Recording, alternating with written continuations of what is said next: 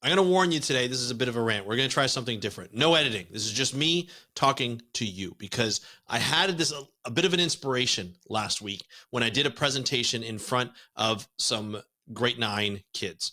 We talked about the ocean. We talked about talking about the ocean, not just from people like myself who are trying to raise the ocean literacy bar for the general public, for the audience members that we've built up, but just for everybody to talk about the ocean. That's going to be the focus for today. We are going to talk about the ocean. I'm not going to edit this podcast. I'm not going to get it edited. There's not going to be any fancy images. This is just me talking to you. Here's why. This is such an important episode. It's an important episode because not a lot of us talk about the ocean, right? We rely on different places, TV, movies, documentaries. We rely on podcasts, YouTube channels, and various TikTokers and Instagrammers and so forth, like social media, to give us the information that we need around the ocean. But here's the problem. A lot of that time, it's negative. We're trying to make you aware of certain things that are happening, and these are very important things that we need to do, but a lot of the conversation is based in negativity. Climate change is affecting our oceans, ocean acidification, high sea surface temperature. We have overfishing problem. We have a plastic pollution problem. We have a coastal development problem. We have a water quality problem, and they're all integrated into everything. And so it becomes a really, once we talk about the cumulative effects, then people are like, well, hold on a second, we're in trouble. I'm going to turn this off because this is not making me feel good.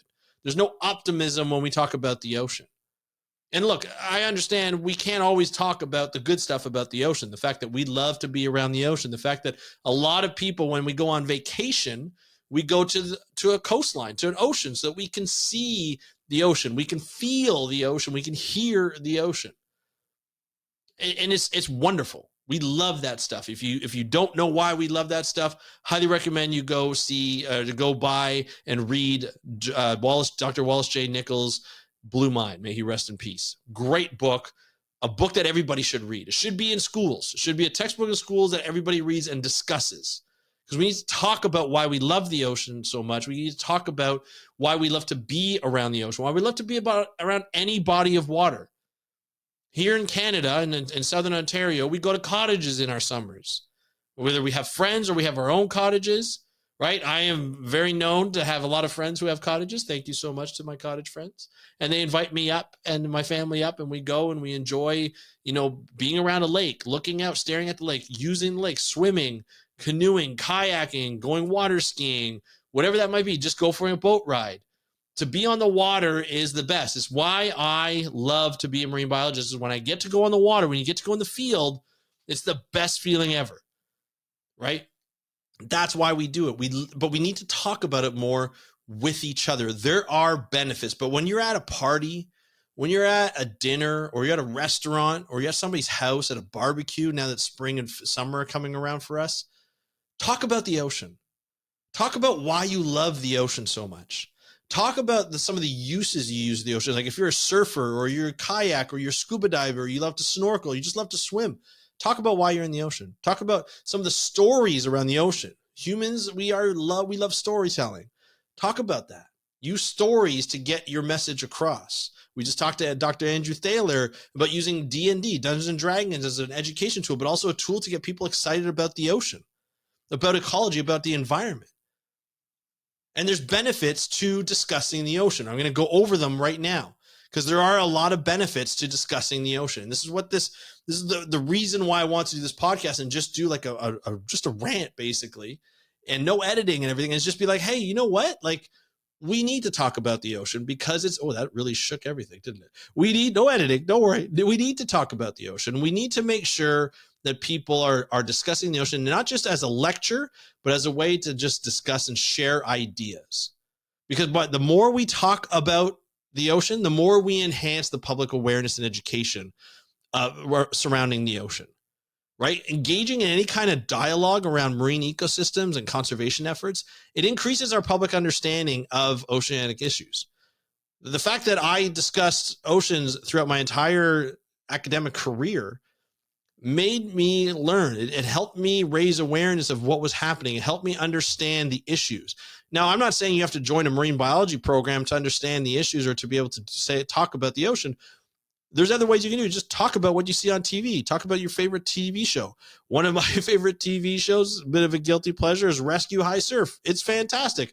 It's based in Hawaii. It's based in the Northern Shore. You get that little Hawaiian cultural aspect to it. You get to see rescues. You get to see lifeguards at work.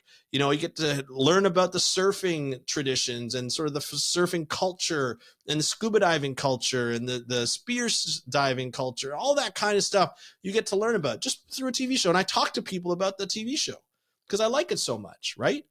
And it's fun. It's one of those things where you get to talk about something. We're all passionate about the ocean, a lot of us, whether even if you're scared of the ocean, talk about the fears. Maybe it'll help you get in the ocean faster if that's what you want. But the fact that we talk about it and we raise awareness to everybody else, all of a sudden we have those issues, we have those ideas in our head on a regular basis. It's almost like equate it to when you're on social media and you're just doom scrolling around. Right. So if you're on TikTok or Instagram and you're going through reels or you're going through TikToks and all of a sudden you start to see, negative news article or negative news video or negative video, gossip or politics or bad environment. And all of a sudden you're looking at it, you're like, whoa, I don't like how I feel. But imagine if you replace those with all ocean videos. Imagine if you replace those with talking about different, maybe some marine conservation stuff, some of the issues, or looking at understanding new animals and learning about new animals and learning about what you can do. It helps. It helps like raise that awareness, heighten that awareness around the ocean. The second thing it does is it promotes citizen science initiatives.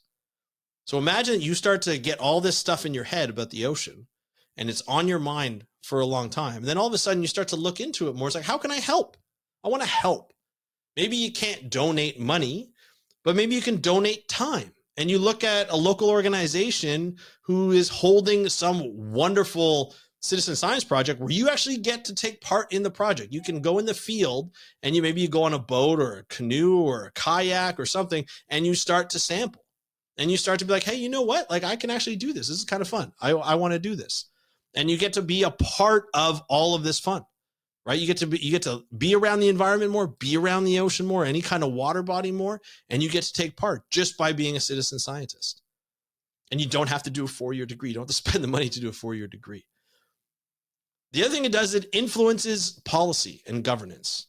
Now, I know those sound like, oh, those are weird words. I don't want to listen to that because I don't know what that means. I didn't know what that meant before I started marine biology. And I still sometimes be like, what does governance mean? Look, you don't have to be a genius. You don't have to do it. All you have to do is because you know about the ocean, then you can talk about the ocean to not only your family and your friends, you can talk to politicians about it that come to your door that want you to vote for them. They want to represent you and your community, whether it be local community, state or provincial, or even federal, and speak on your behalf. So you're like, if you're going to speak on my behalf, that's a big responsibility. And all my community members, we've been talking about the ocean quite a bit. Here's what we want to do. Or we've been talking about the Great Lakes where I am. We're talking about river systems. And here's what we see the problem. We would like you to fix it. That's how you start to talk to your politicians about voting and get into voting, right? They work for you. Let's not get it twisted. They work for you.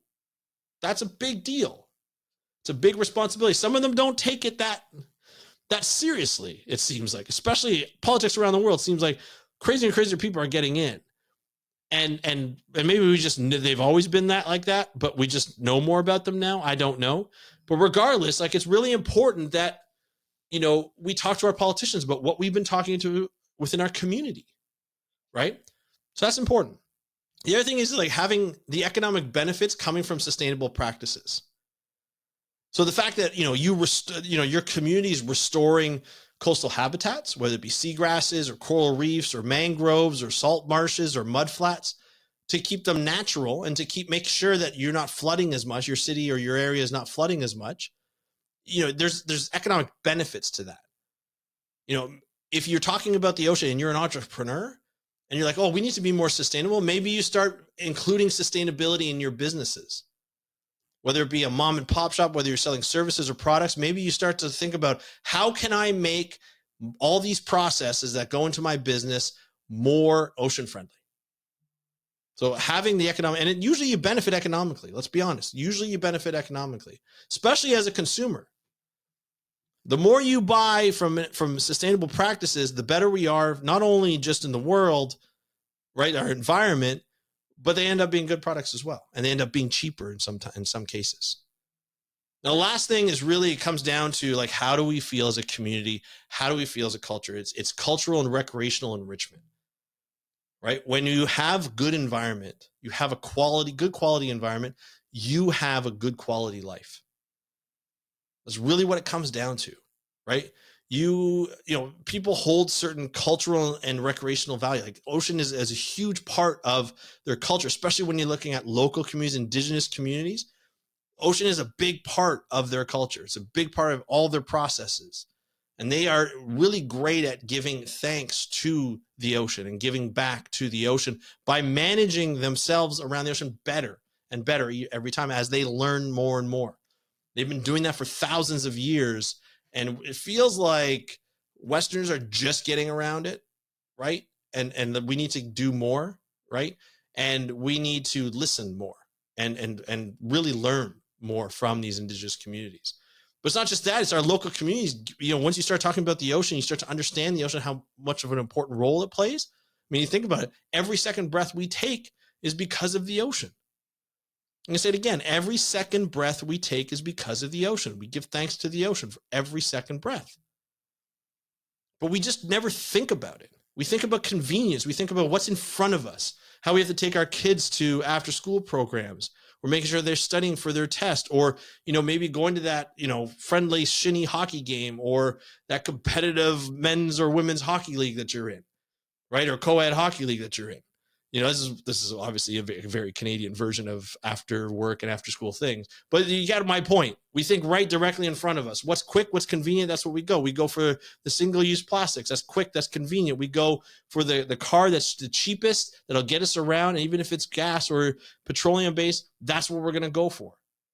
When we think about the ocean, we're like, hold on a second. Let's just slow down our pace a little bit. Spend more time maybe gardening or more time at home. Less time running around and just enjoying life. We talk about anxiety in our society, and it's like, even with me, if I'm going, my body tells me after a while, you need to slow down and enjoy life a little bit more. Live in the moment. By being ocean friendly, you live in the moment. It's a huge, huge deal. And so what I want people to do as you listen to this, I want you to start to think about, when was the last time you talked about the ocean to your family and friends, to your colleagues, right? Just talking about like ocean in society. I had a class when I was younger in high school, and we called it Science and Society. And we talked about real world problems, and then how science can help society. Now, it doesn't have to be all science-based. This is just how the ocean plays a role in your life. Whether good, negative, doesn't matter. Just talk about it. And then you'll have it more in your mind. It'll be more of top of mind. And you can just be like, you know what? This actually works out well for me. I really enjoy talking about the ocean. I feel better about it. And now I'm trying to think of ways we can benefit the ocean just by talking about it. So what I want you to do for today, the big call to action today, is let's talk more about the ocean together. Not just from me, not just people like myself and like all these other influencers, ocean influencers, to be like, you know what? And content creators to be like, you know what? Let's talk about the ocean. Let's just talk about it. I want to know more about it. Even if you don't know much about it, there's searches, there's like AI now that can tell you all this different information. There's TV shows. Talk about it. Just like you talk about sports, just like you talk about the news and politics, talk about the ocean. You'll have a much better time, I guarantee you. That's the call to action. I'd love to hear your thoughts about this. Do you talk about the ocean on a regular basis? Let me know in the comments. If you're watching this on YouTube, let me know. Now, I've done something a little different. I decided to go back to doing a separate audio show on the same topic, right? It'll just be a little bit more raw. And then, of course, I'm doing it on YouTube today because I didn't get to film this week because I was so busy. But this is just my rant and not non-edited, but I'm going to be doing a cleaned up version of my podcast on this YouTube channel. So just continue with that. We're going to see how this goes. I'm trying a new workflow and stuff.